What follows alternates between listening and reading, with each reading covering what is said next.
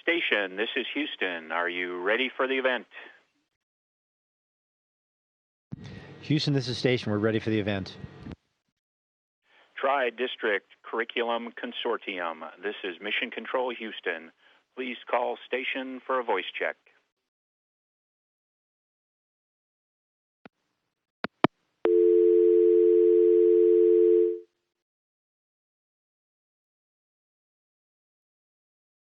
Station, this is Houston ACR. We are reestablishing our connection. Please stand by.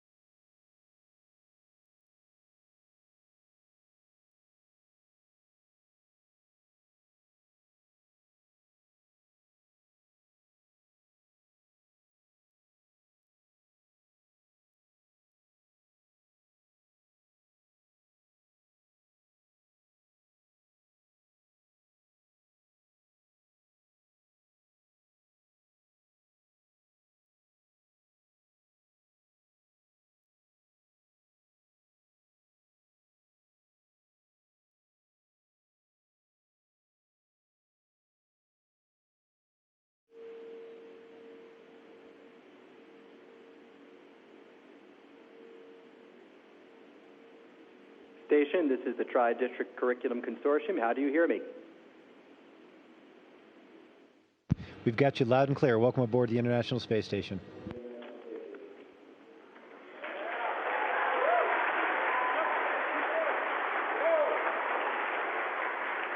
I'm hoping you heard those applause. My name is Seth Cohen. I'm the chairman of the NASA Downlink Committee. On behalf of Newton, Andover, and Green Hills, welcome.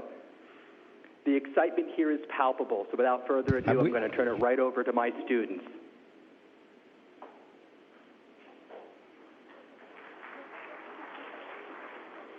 Hi, my name is Emily Weiss from Green Hill School, and I have a question for Commander Burbank. In space, is time read the same? How do you know what time to follow? Hi, Emily. It's good to talk with you. In space, we basically have a choice. We could pick any time zone we want all around the world, and we've actually got control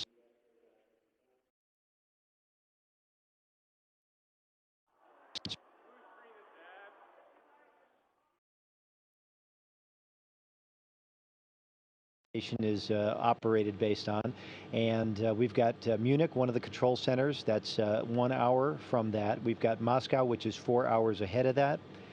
We've got Tsukuba in Japan, their control center. That I think is like 9 hours ahead of Greenwich Mean Time. Houston, which is NASA's control center, I think is 6 hours behind. But by convention, we use Greenwich Mean Time. We basically have the computers and equipment synced based on the satellite navigation system, GPS, and it works just fine for us. Thank you.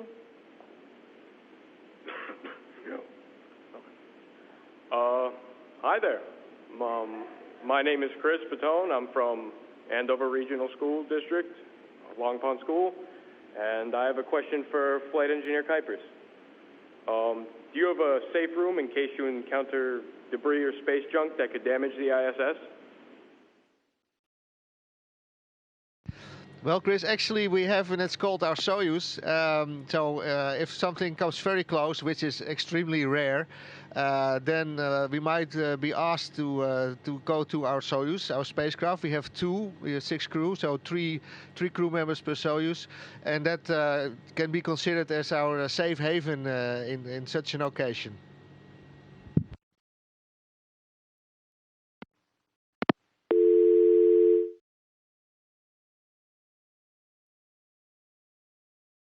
Station, this is Houston ACR. We're reestablishing our client. Please stand by.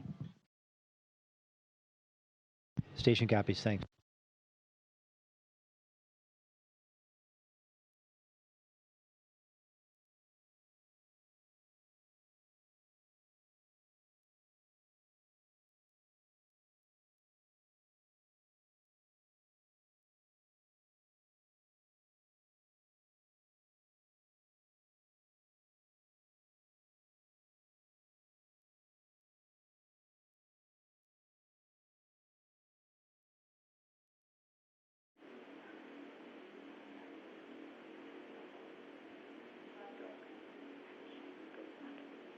Good morning. My name is Brianna And this is the Murray, International and I'm Space from Station. I think Halstead. we've got you back. Go ahead. All right. Good morning. My name is Brianna Murray, and I'm from Halstead Middle School in Newton.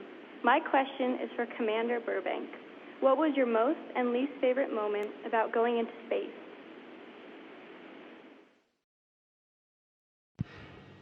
Brianna, if I had to pick a moment that was my most favorite, it would probably be launch. And whether it was launching on a space shuttle, my previous 2 missions, or launching on a Soyuz, it was a great ride all the way uphill. And probably my least favorite moment, if I had to pick a moment again, would be returning to Earth after the missions. It's great being up here. The least favorite aspect in general is the time you have to spend away from family. Thank you.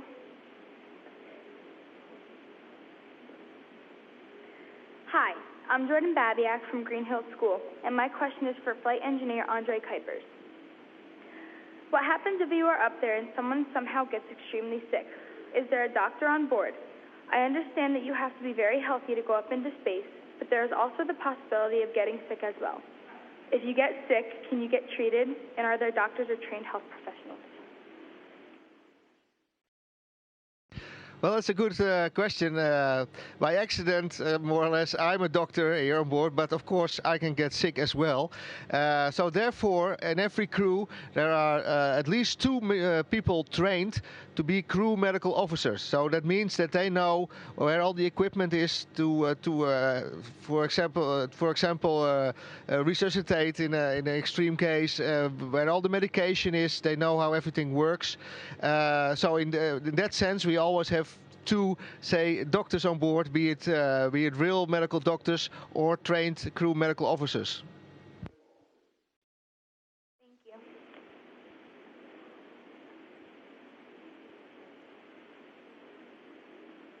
Hi, my name is Alexandra Vandermoss. I'm from Andover, and this question is for Commander Burbank.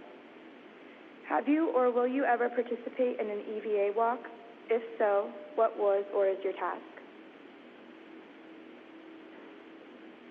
I did one spacewalk on shuttle mission STS-115, and our job during that mission in general was to install and outfit one of the large truss elements that's out on the port or left-hand side of the space station, and it includes one set of 240-foot-long tip-to-tip solar arrays that help collect the sun's energy.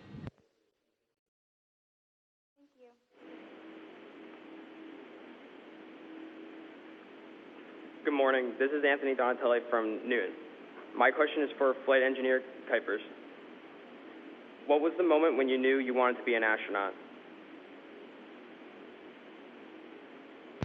Well, that moment was pretty exact. That was when my grandmother gave me 3 science fiction booklets of a series, and after that, well, I was only thinking of becoming an astronaut. I was dreaming of spacesuits, rockets, and other worlds, and that's what sparked it. And later on, I saw the big IMAX movies and the beautiful pictures taken from the shuttle, and then I thought it's not only adventure, it's also beautiful. And the third thing was that I saw that it was very useful for everybody, so that was a good combination. Thank you. Good morning. My name is Andrew Costa. I'm from Green Township. Commander Burbank, how does the sun radiation affect you without the ozone layer above you? Have you ever had difficulties with solar flares in the space station? How do they affect you? Well, the sun's radiation is kind of a mixed bag. In general, it's a very positive and helpful thing for us. So it gives us light. The entire electromagnetic spectrum, for example, if you look at it in the visible, it gives us light, and it's also light at the right frequencies that we can, with our solar arrays and the electrical equipment we have here, convert it to electricity to power all the experiments on station. It gives us heat and to keep the systems warm. On the radiation side of it, in the sense of atomic nuclei, for example, if the sun is very energetic and does what we call a coronal mass ejection or a solar storm, these flares and things like that, you'll have a wave of charged particles that will strike the Earth's magnetosphere. And people on planet Earth, when we're down there, are protected largely by the Earth's magnetosphere, but also by the Earth's atmosphere, including the upper regions of the atmosphere, which protect us from ultraviolet radiation. Here on station, for example, we get most of the protection from radiation by the magnetosphere. So in general, it's not a problem. If it's a really big storm and the charged particles are directed right at station, there are things we can do. There's places on the station that are a little bit safer and better shielded than others. In general, if we're going to do a spacewalk, we plan it so that we minimize the risk for radiation. For just the ultraviolet radiation, for example, we've got some windows. Most of the windows on station protect us from the adverse effects of ultraviolet radiation, but we do have a couple that are science-grade windows that if the sun were to shine directly through those onto us, the ultraviolet exposure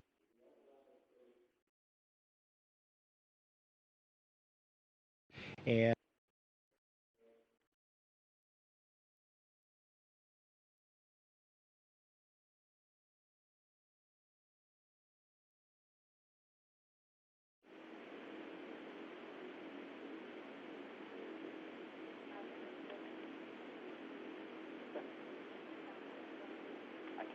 Okay, next question. Good morning. My name is Brian Dower from Long Pond School in Andover. This question is for Flight Engineer Kuipers. What means of communication do you use most often to communicate with your families? Email, radio, or a downlink like this? Most often I just call them. We have this internet telephone system, and that's very useful. It's like calling from the telephone network from Houston, in this case to the Netherlands in Europe, so that I can do any moment that we have contact with the satellite, which is not all the time, but for a big part of the day I could call anybody I want. And then additional to that, once a week we have a video connection, which is very nice to see them as well. And yeah, that covers all the contacts with the family. Of course, an email. Yeah, I can do that as well.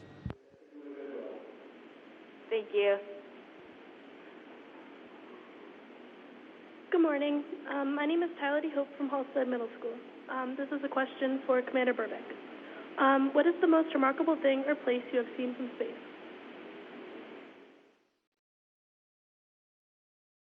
I think in general, if I could answer it this way, the most remarkable place I've seen from space is planet Earth.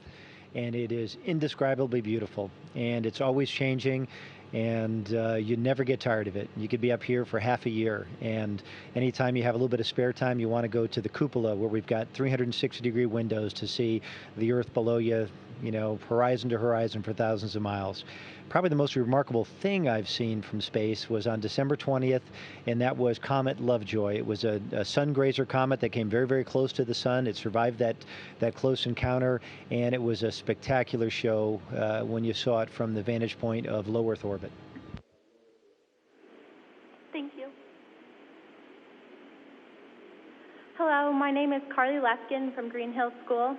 I have a question for Flight Engineer Kuipers. Do you think that the space training that you have received on Earth was an adequate preparation for what it is truly like on the ISS? And if so, what type of training that you completed on Earth has best prepared you for the actual experience? If not, what would you suggest to be included in the training procedure for future reference? Yeah, I think the training was excellent. One thing is that you train a lot on things that most likely are not going to happen, like emergencies and things breaking down, which is a good thing because everything works most of the time as planned. And you do also things that you didn't really train for. That means that you need to know how to read the procedures and where to find the equipment you need. So in that sense, I think most of the training actually I don't need, but you need it because if it happens, you have have to be ready for it.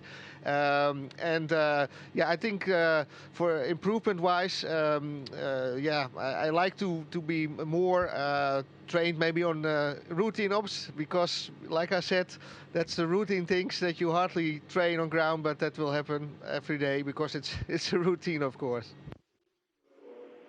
Thank you.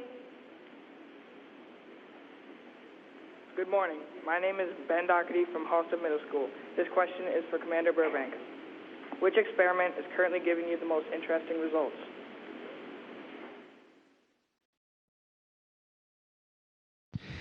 Well, first off, we got a lot of experiments, Ben. We have well over 100 that we're going to do during our time on board Space Station here. If I looked at it from just the physical sciences, which is a large portion of what we do, some of the things that have the experiments that have the most interesting, boy, that's funny, or aha moments are the ones related to fluid mechanics right now. And one in particular, it's called the capillary flow experiment. And that basically looks at a very fundamental level of how fluids behave in microgravity. And it has a lot of importance for fuel systems, propulsion systems, for water supply systems, for thermal control systems, anything that runs on fluids. And it turns out there's a lot of cases where the models and the way people thought fluids behaved when they're in very, very small quarters, or when they're in a narrow gap between, say, a vein and in the side of a tank, is a little bit different, and in some cases quite a bit different than what was predicted on the ground. If I look at the life sciences stuff, some of the really interesting experiments or interesting results we're getting have to do with how to keep humans healthy long-term in space. And one of those in particular, an integrated cardiovascular study, looks at, head to feet, everything that's going on in our cardiovascular system, from the heart to the blood vessels. And we do a lot of ultrasound investigations on that. A lot of it involves some of the exercises that we do. And a lot of the jury's still out on that. This is data that's being collected, but we're getting some very interesting results out of it. Thank you. Hello, my name is Randy Struble from Green Township. This question's for Flight Engineer Kuipers.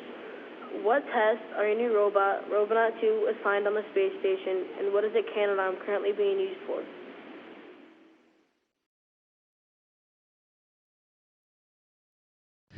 That's an interesting question. This is the beginning of a new era with robots really now in space on board. Well, of course, one of the major tasks is, for example, dangerous things, or for example, routine things that cost a lot of crew time and are not too difficult for a robot. So these things Robonaut can do perfectly. So the crew can spend their time on the more complex things that humans still have to do.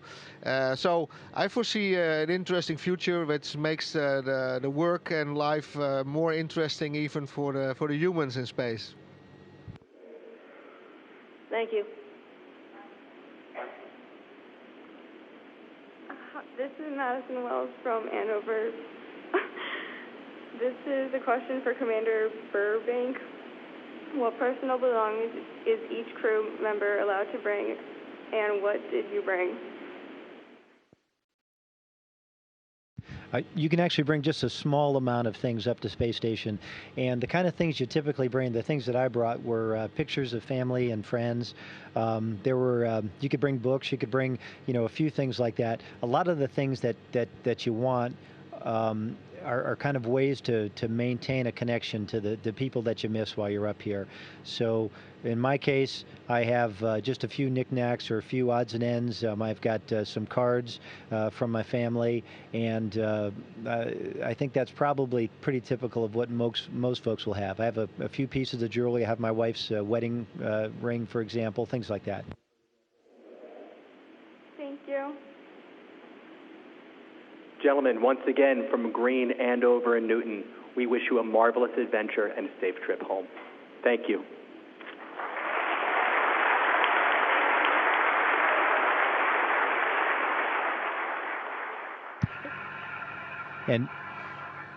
And thank you all very much. It was great talking with you today, and these are great questions, and we wish you all the very best. And if you're interested, and the future has some interest for you in the space program, we'd love to have you, because we need a lot of bright and talented minds to carry us to the next stages beyond low Earth orbit.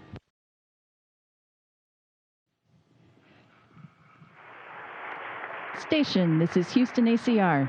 Thank you. That concludes the event. Thank you, Tri-District Curriculum Consortium. Station, we are now resuming normal operations, and we have a 20-second handover.